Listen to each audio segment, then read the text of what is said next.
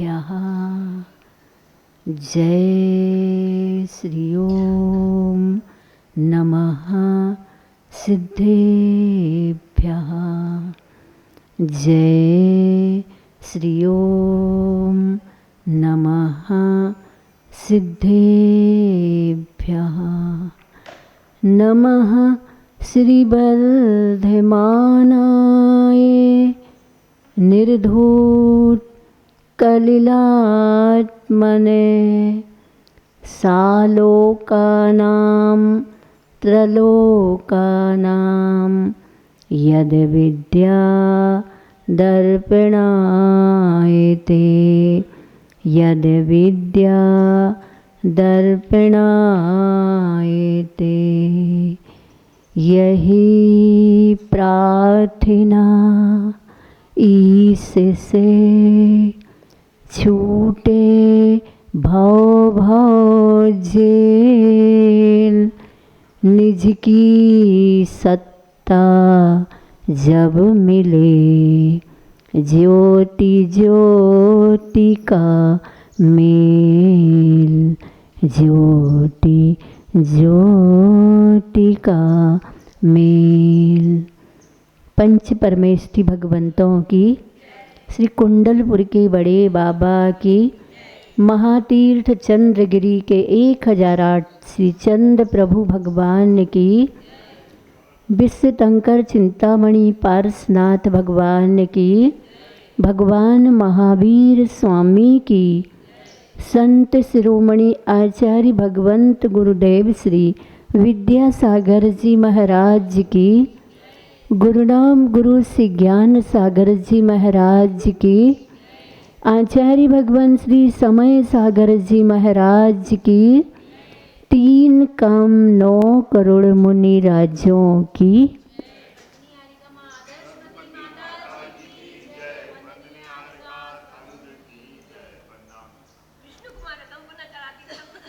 हाँ प्यारी प्यारी भव्य आत्माओं, गुरु वैणम भक्ति निर्झर के परिप्रेक्ष्य में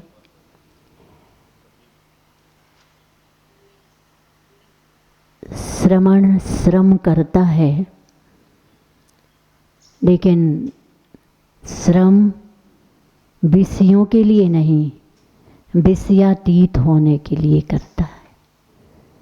वह अपने योग और उपयोग को जिस संसार में अनंत काल तक अनंत बार एक एक पर्याय में विचरण करके सुख निकाला है इंद्रियों के विषयों में, लेकिन कोई श्रम करके श्रमण बन जाता है तो उसका संसार का अंत होने वाला प्रयोग जिसे साधना कहा जाता है वो प्रारंभ होता है।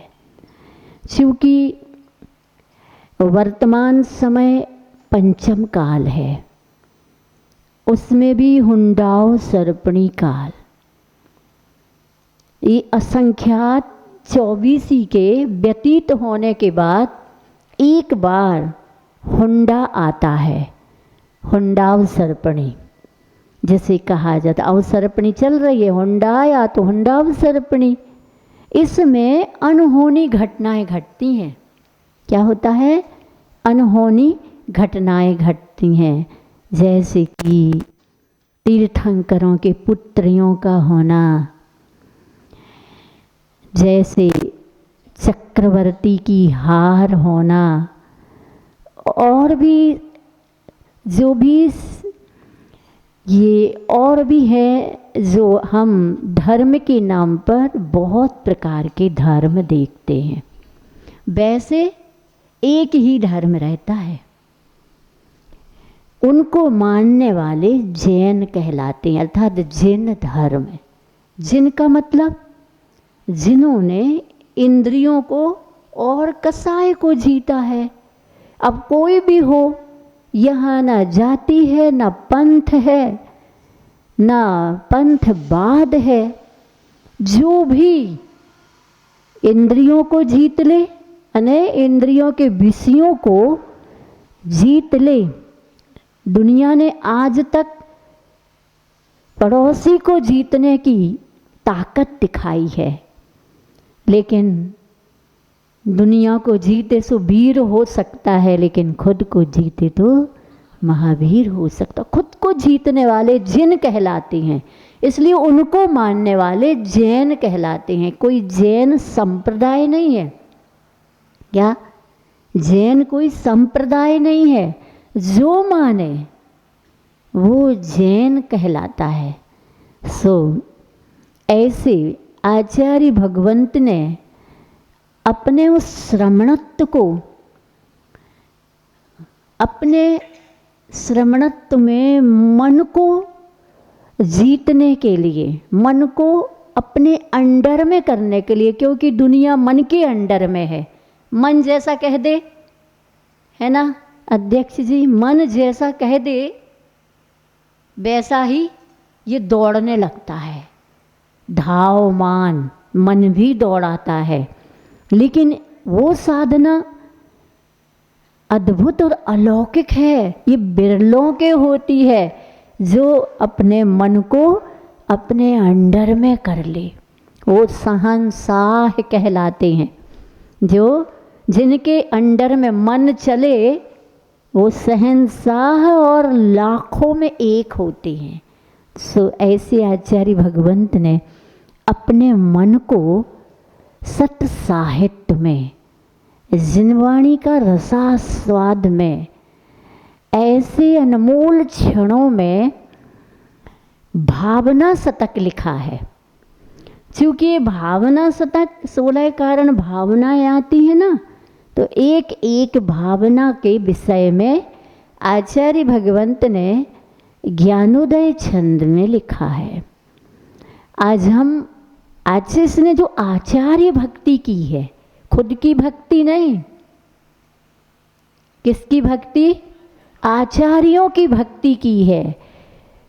परंपरा से चले आए गुरु राम, गुरु ज्ञान सागर जी महाराज तक जितने भी आचार्य हैं वो सब आचरण से भरे होते हैं।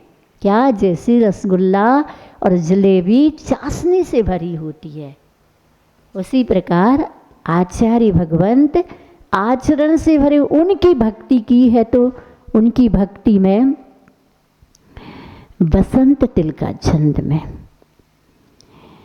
आचार्य को विनय से उर में बिठा लूं, मैं पूज्य पाद रज को सिर पे चढ़ा लूं। हे मित्र मोक्ष मुझको फलतः मिलेगा, विश्वास है यह नियोग नहीं टलेगा। बहुत कम समय गुरु जी का मिला और फिर अभाव हुआ, तो आशीष जी गुरु की भक्ति करते समय कहते हैं, आचार्य देव मुझको कुछ बोध देओ, रक्षा करो शरण में शिशु शीघ्र लेओ। क्या दिव्य अंजन प्रकाश नहीं दिलाता, क्या शीघ्र नेत्रगत धूल नहीं उड़ाता। और तो कैसे होते हैं ये आचार्य? इच्छा नहीं भवन की रखते कदापि, मुनिराज ये न बन से डरते प्रतापी। होते विलीन निज में विधि पंक धोते, पूजूं इन्हें समय क्यों हम व्यर्थ खोते। समय को व्यर्थ ना खोएं। क्यों? क्योंकि जब अर्थ हम नहीं समझ पाते हैं और अर्थ समझने के बाद परमार्थ की भाव भासना नहीं कर पाते हैं, तो हमारे समय कैसे होते हैं, व्यर्थ में निकल जाते हैं। तो आचार्य भगवंत ने समय को व्यर्थ ना खो, इसलिए आचार्य महाराज श्री समय सागर जी हम सबको प्रदान करके चले गए। कहाँ चले गए, शाश्वत नियम, शाश्वत सत्य, जिसको कोई न ठुकरा सकता है, ना ही कोई मुकर सकता है, बल्कि मुखरित हो जाए तो मृत्युंजयी बनने के लिए गुरु वर्णम, मृत्युंजयी बनने के लिए गुरु वर्णम। एक बार आचार्य श्री जी के पास कुछ मुनिराज वैयवृत्ति के निमित्त से अचानक पहुंच गए। तो आचार्य श्री जी ने कहा, आप लोग अपने स्थान को छोड़कर यहाँ क्यों आ गए हैं? तो मुनिराजों ने कहा, आचार्य श्री जी आपकी चरण छाँव में बहुत अच्छा लगता है। आचार्य श्री कहते, सुनो, आचरण की छाँव में रहो। क्या?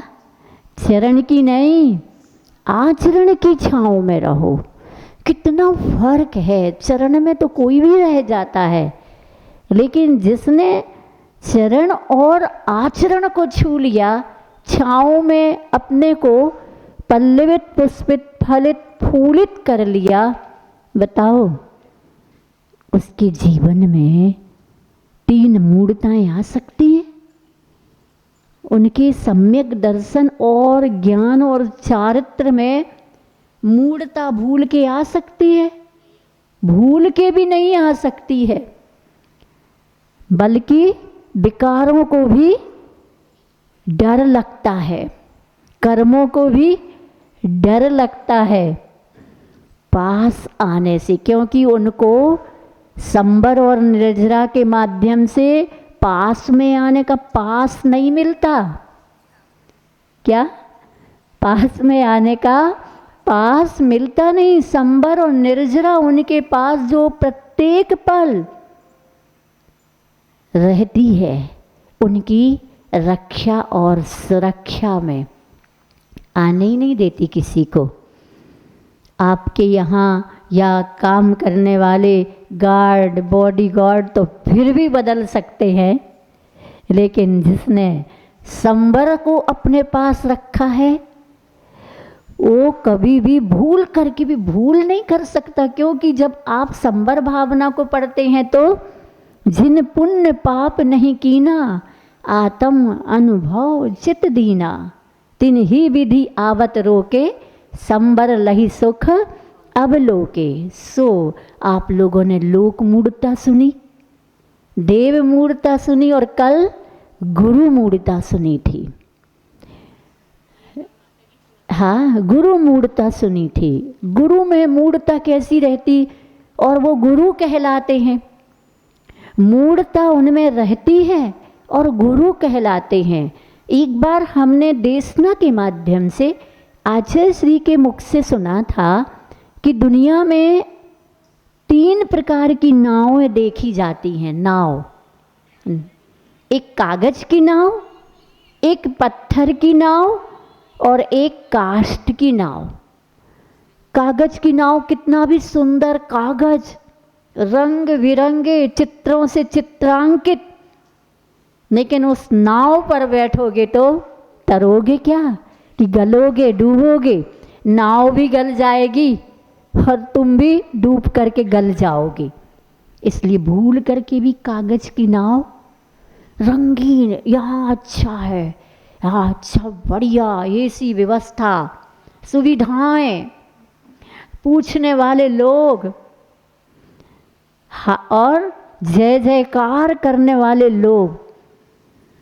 दूसरी तरह की नाव पत्थर की होती है, खूब बढ़िया, वो भी जैसे यहाँ के मंदिर की दीवारों पर चित्र कला उकेरी जा रही है ना, गढ़ी जा रही है, ऐसे ही उस नाव में कितना भी सुंदर उकेरे गए हों चित्र, लेकिन चरित्र नहीं है उस नाव के पास। क्या चरित्र नहीं है? क्योंकि रागादि परिहरणम इति चारित्रम। राग का परिहार, किससे राग का परिहार?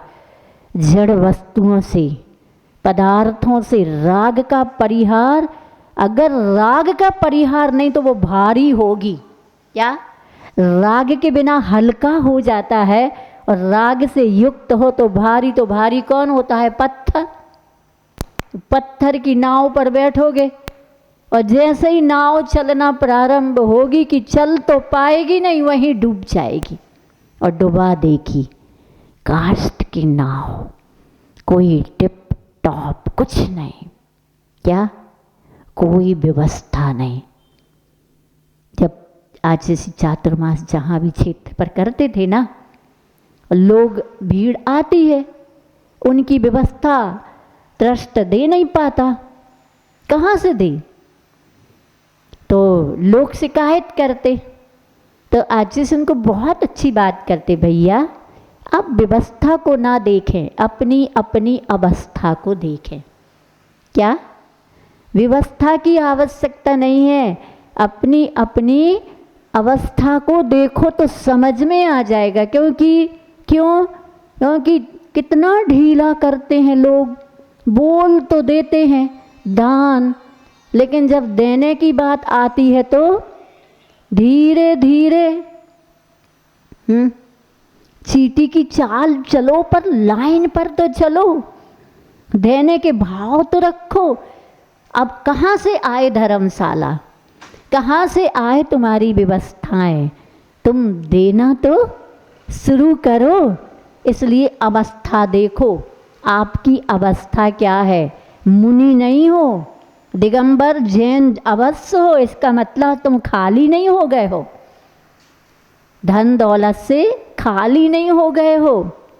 इसलिए खाली होने के पहले धर्म में खाली हो जाए तुम्हारा बैंक बैलेंस, या तिजोरियों में रखा हुआ या मन में रखा हुआ धन, वही काम आएगा। बाकी तो सब बेकाम हो जाने वाला है, दूसरे के घर चला जाने वाला है। सो ऐसे गुरु काष्ठ के होते हैं, काष्ठ की नौका के समान होते, काष्ठ के नहीं होते, काष्ठ की नौका के समान होते हैं। बड़ी हल्की होती है, पानी समुद्र भी क्यों ना हो तो भी वह तैरने की सामर्थ्य रखती। संसार समुद्र से तैरना है तो गुरु की परख कीजिए। क्या? गुरु बनाओ परख के, फिर गुरु बना लिए, उसके बाद परखने का कोई अधिकार नहीं, क्योंकि तुमने सच्चे गुरु को गुरु बनाया है। गुरु तुम्हारी व्यवस्था नहीं करेंगे, लेकिन तुम्हारे लिए विशेष अवस्था प्राप्त हो। क्या? विशेष पर्याय प्राप्त हो, और उस पर्याय से क्या करना है? सिद्ध शिला तक पहुंचना है। ऐसी सुविधाएं जिनवाणी के माध्यम से शब्दों को अर्थ में बदलकर और अर्थ को परमार्थ में ढालकर पिला देते हैं। पीने वाला अगर चींटी की तरह नमक का कण लेके ना चली हो, मुख साफ करके चली हो मन और मुख को, तो ही स्वाद आ सकता है, अन्यथा नमक का ही स्वाद आएगा।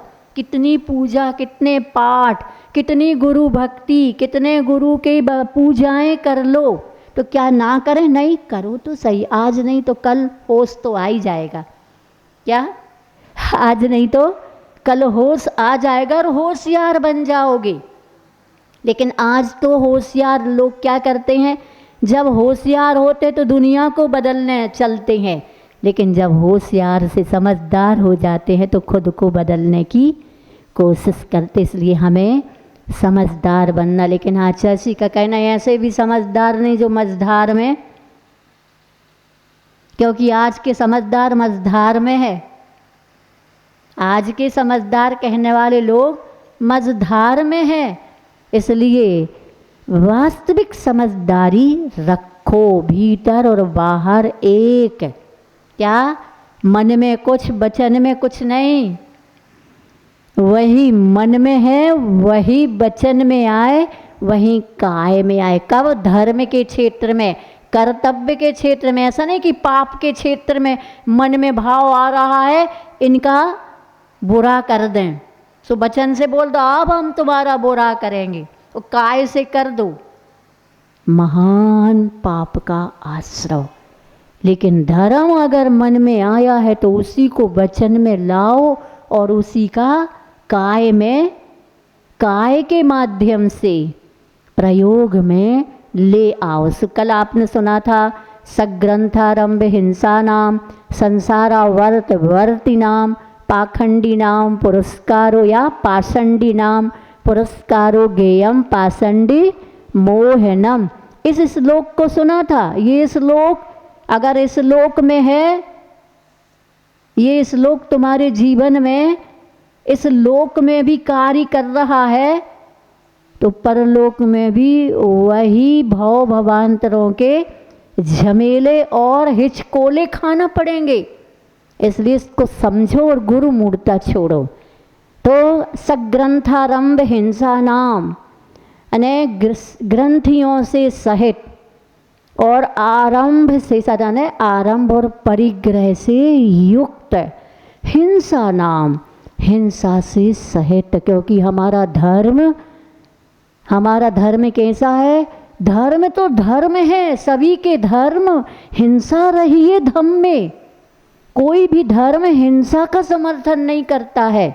अगर कहीं हिंसा देखी भी जाती है तो ये उनका क्या कहूँ अज्ञानता का परिणाम है। इसलिए धर्म कैसा होता है? हिंसा रहिए, संकल्पी हिंसा से रहित होता है। तो आरंभ और परिग्रह है, वहाँ भी हिंसा होगी ही। इसलिए आरंभ और परिग्रह और हिंसा सहित संसारावर्त वर्ति नाम, संसार भ्रमण के कारण भूत कार्यों में लीन होना, पाखंडी नाम, अन्य कुलिंगियों को पुरस्कार अग्रेसर करना, प्रोत्साहित करना, गेयम जानो, पाषंडी मोहनम, पाखंडी मूढ़ता ने गुरु मूढ़ता। देख लो, टटोल लो, तुमने गुरु बनाया है तो किसको गुरु बनाया है? ग्रंथियों में रचे पचे को कि निर्ग्रंथ में जो मात्र साधनारत रहते हैं, अल्प समय के लिए बाहर आकर के हे भव्य जीवो बीतरागी, बीतराग देशना दे करके सांची तो गंगा बीतराग वाणी, ऐसी सांची गंगा बीतरागता की वाणी है, उसमें स्नान करो और अपने सारे पापों को, अपने विकारों को, विकल्पों को, संकल्पों को, असंख्यात लोक प्रमाण अध्यवसायन भावों को धो डालो। कपड़ा धोने में तो माहिर हो, फुलक फुलक के, पछाड़ पछाड़ के उबालते हैं पानी में, गर्म पानी में, पतले पतले वाले नहीं, मोटे मोटे वाले कपड़ों में जब मैल लग जाता है तो उनको गर्म पानी में डाल के मैल को खौलाते हो, कपड़े को नहीं। उसके बाद पछाड़ते हो और मुंगरिया से कूटते हो। साधना का प्रयोग भी ऐसा ही होना चाहिए। क्या? बीतराग वाणी के जल में, तप की आग में उपयोग और योग को तपाओ, ताकि असंख्यात लोक प्रमाण अध्यवसायन भाव जो अनंतानुबंधी कसाय को लेके, अप्रत्याख्यानावरण कसाय को लेके, प्रत्याख्यानावरण कसाय को लेके और संजलन जन्य कसाय को लेके आत्म प्रदेशों में, एक एक आत्म प्रदेशों के अनंत अनंत अविभाग प्रतिक्षेदों में क्या है? द्रव्य कर्म भाव कर्म नो कर्म का मेल, अनंत कालीन मेल। एक वर्ष पहले के लोग, पुराने जमाने के लोग बंडी पहनते थे और वर्षों तक न धोते।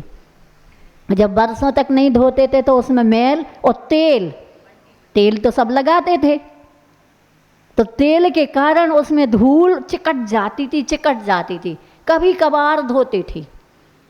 और उनकी उसी बंडी में गुदड़ी के लाल कहलाते थे, लाल भी उसी बंडी की जेब में छुपा होता था। धोते क्यों नहीं थे?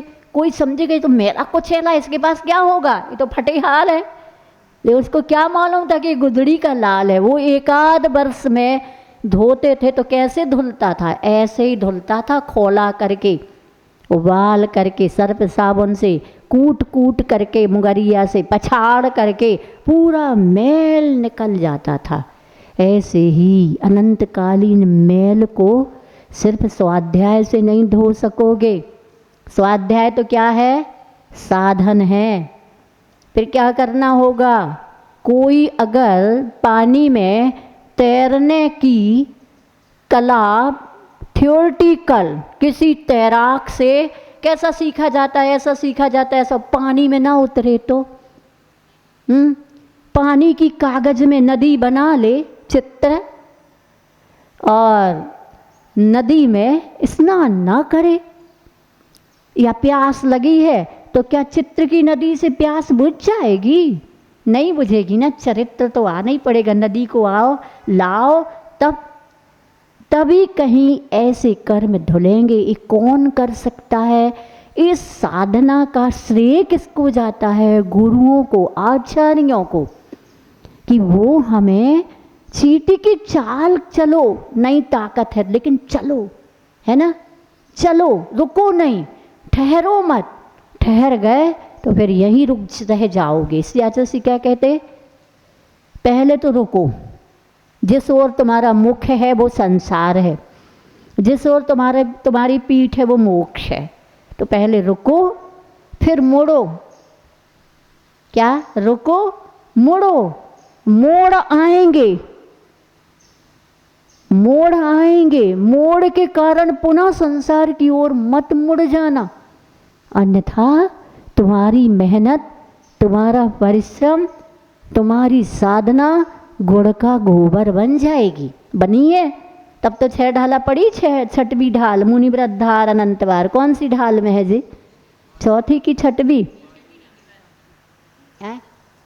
5वीं ढाल में नहीं है मुनिव्रत धार अनंतवार, 4थी ढाल में है मुनिव्रत धार अनंतवार। ग्रैवेक उपजायो पैन जे आत्म ज्ञान बिना सुख। लेस, लेस क्या कहलाता है? लगार। लगार क्या कहलाती है? घी किसी पात्र में भरा, घी खाली कर दिया, अब उसमें चिकनाहट है, क्या कहलाती? लगार। आपकी हरी का त्याग है, सोमवार है, रसी है, और उस सब्जी का नहीं खाना है, लेकिन उसकी चम्मच दाल में डाल ली, लगार आ गई। ये लगार भी नहीं, लेस मात्र भी नहीं है। तो क्यों? क्योंकि हमने मुनि व्रत भी धारण करे, आरिका तो अनंत अनंत बार बन गए हुई हैं। तब तो विचारनी बात है, सोचनी बात है। गुरु चुनो, चुनाव करो, चयन करो। सच्चे गुरु मिल गए तो समर्पित हो जाओ। समुद्र मिलता है नदियों को तो नदियाँ समाहित हो जाती, अपने अस्तित्व को पूरा मिटा देती। बादल से गिरने वाली बूंद भी मैं बूंद हूँ नहीं, तुम समुद्र बन गई। तो ऐसे गुरु गुरु होते हैं, बाकी जो भ्रमित करें, सांसारिक प्रयोजनों को बताएं, लोभ दें, ओ गुरु। हाँ, हम भी पढ़ते हैं, कुछ कथाएं पढ़ते हैं, प्रथमानुयोग पढ़ते हैं, और चौथे काल में जो गुरु निमित्त ज्ञानी हुआ करते थे ना, अवधि ज्ञानी हुआ करते थे, राजा महाराजा पूछते थे हमारी पुत्री का वर कौन होगा, हमारे पुत्र का वर कौन होगा। बता देते थे, लेकिन उनकी बताने की वृत्ति में, प्रवृत्ति में निर्वृत्ति हुआ करती थी। कोई स्वार्थ नहीं, ना ये लोभ नहीं, सिर्फ सबको नहीं बताते फिरते थे। जैसे पांडव, अब पांडव तो अज्ञातवास में है, 12 वर्ष का वनवास है उनको। अब राजाओं की राजकुमारियां को निमित्त ज्ञानी ने बताया होगा, तुम्हारा वर तो पांडव में अर्जुन या कोई और। तो अब वो उनने सुना कि लाखा का महल बनवाया था, तो उसमें सब जल करके पांडव समाप्त हो गए। तब मुनिराज की वाणी झूठी सी लग रही, और मंदिर में एक आरिका के पास बैठ करके वो राजकुमारी कहती है, हमें भी दीक्षा दो। बोली क्यों बेटी, दीक्षा क्यों लेना, अब क्या मतलब है संसार से। पर महाराज ने बताया था कि तुम्हारा वर तो पांडव में अर्जुन होगा, फिर में वो तो समाप्त हो गए हैं। तब मुनिराज की वाणी नहीं नहीं, मुनिराज की वाणी झूठी नहीं हो सकती, फिर वो तो जल गए।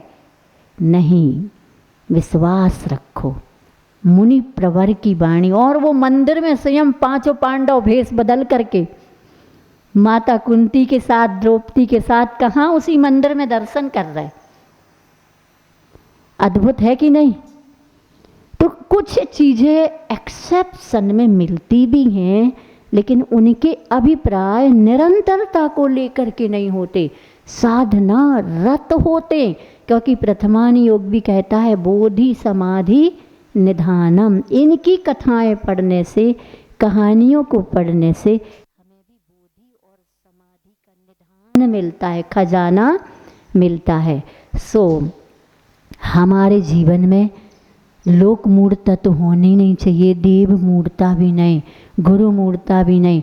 निर्ग्रंथ को छोड़ करके और को भी, हाँ शिक्षा गुरु आपको लौकिक जगत की शिक्षा देता है, लेकिन अगर हमने धर्म गुरु का चुनाव किया है, चयन किया है, तो हमें उनसे निर्ग्रंथ पथ का पथिक बनने का रास्ता, ग्रंथियों से भरा नहीं, लोभ से भरा हुआ नहीं, हमें लोभ से मुक्त करने वाला एक सूत्र मिले। गृहस्थी का भी लोभ हमारे जीवन में अनंतानुबंधी लोभ तो न रहे। हमें ऐसा कोई पाठ पढ़ा है क्या, हमें ऐसा कोई पाठ पढ़ाए ना आज अध्यक्ष जी, कोई विकल्प है नहीं दिख रहा है ऐसा, ताकि स्वास्थ्य खराब है। अच्छा, स्वास्थ्य अनुकूल नहीं। इस प्रकार से हमें गुरु मूर्ता भी नहीं करनी चाहिए। बात समझ में आ गई। स्पष्टीकरण नहीं करते हैं हम यहाँ, आप लोग नीचे लिखा हुआ है उसका अर्थ भावार्थ पढ़ करके हमें अपने जीवन में गुरु बनाओ जान के, और पानी पियो छान के। बोली भगवान महावीर स्वामी की। संत श्रोमणी आचार्य भगवंत गुरुदेव श्री विद्यासागर जी महाराज की, गुरुनाम गुरु श्री ज्ञान सागर जी महाराज की, आचार्य भगवान श्री समय सागर जी महाराज की। हाँ।